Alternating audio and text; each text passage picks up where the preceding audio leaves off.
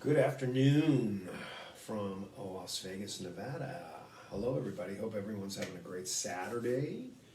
And here we are with the third, dos, tres, installment of Behind the Guitar.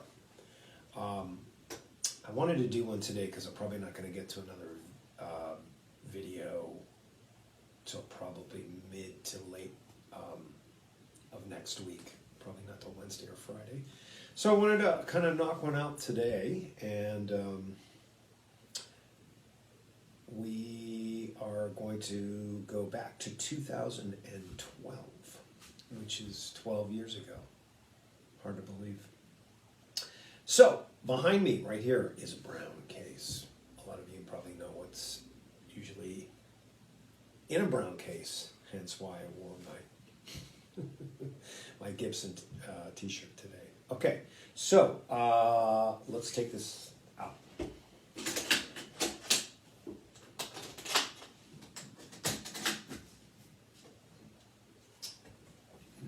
Pink. Okay, this behemoth is a 1992 Gibson Les Paul Standard black ivory. Ebony, not ivory. What am I talking about? Ebony. Ebony is black. Okay. This thing is a bloody boat anchor. I don't know what was going on with Gibson that year as far as woods, but this has definitely got to be alder because it is close to probably, I would say, 11 pounds. It weighs a ton. It's as heavy as a Gibson Custom. Gibson Customs are usually a lot more, not too much more weight, but they are on the heavier side as opposed to a standard or deluxe or classic or studio. But this thing is a boat anchor. So I don't play it usually for more than 4 or 5 songs because it just tears my shoulder up. But it sounds so good. So I'll get to where I got this from. So back in 2012, we had just finished when I was in LA Guns, we just finished the Hollywood Forever record, and I believe it was the end of March. And I wanted something new for the tour for that year.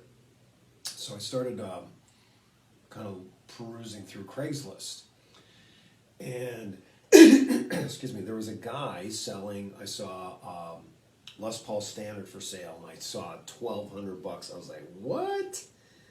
I couldn't believe. I'm like, why is this guy selling? That's worth at least 18 or 2,000 even back then. So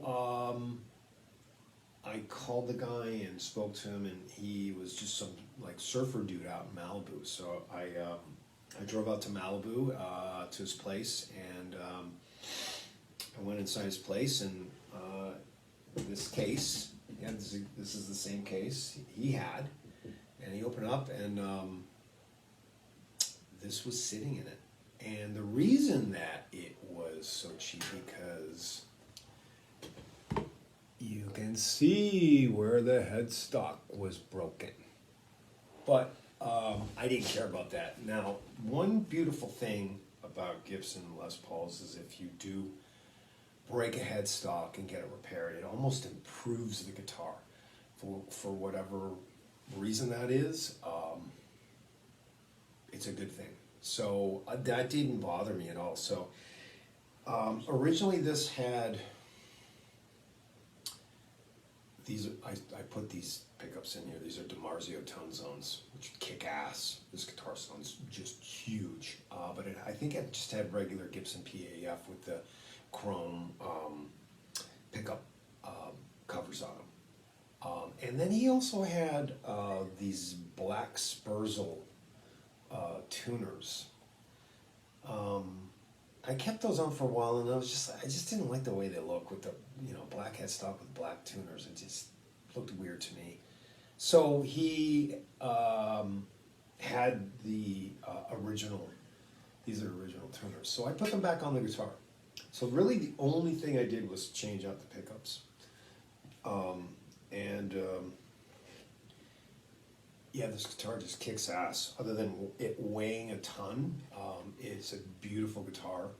I'm playing this guitar on the Access TV. Did a big thing at M3 Festival in 2012, and they filmed it. It was like a 5-camera shoot there at the Merriweather Post Pavilion in Baltimore, just outside of Baltimore. So that is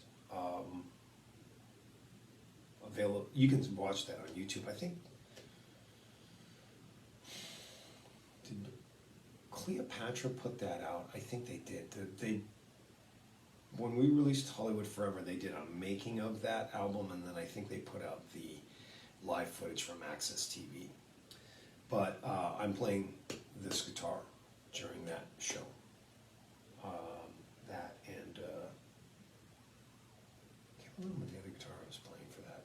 Anyways, but this guitar is on that. If you do want to watch that, it's in pretty good shape because I toured quite a bit with this guitar.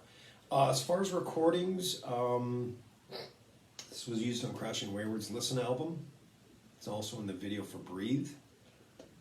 And I think I used this also on Electric Radio King's Per album.